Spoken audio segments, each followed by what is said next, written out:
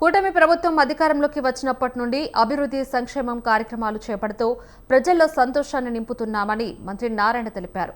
ప్రతి ఏడాది నిర్వహించే రొట్టెల పండుగ ఈ ఏడాది కూడా ఘనంగా నిర్వహించాలని అధికారులతో సమీక్షించారు.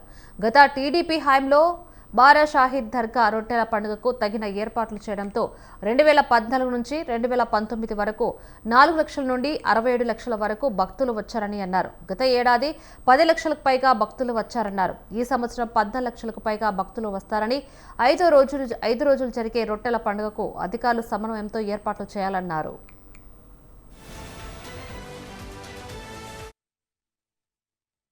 తెలిసిందే బారా షాహిద్ దర్గా అనేది ఒక కుల మతాలకు అతీతంగా జరిగే రొట్టెల పండుగ. దీంట్లో అన్ని కులాల వాళ్ళు వస్తారు, ఎవరు అనేది లేదు. మన నెల్లూరు కార్పొరేషనే కాదు, నెల్లూరు జిల్లానే కాదు, ఈ రాష్ట్రంలో ఉన్న జిల్లాల నుంచే కాదు, ఈ దేశంలో ఉండే రాష్ట్రాల నుంచే కాదు, ఇతర దేశాల నుంచి కూడా ఇక్కడికి వస్తారు.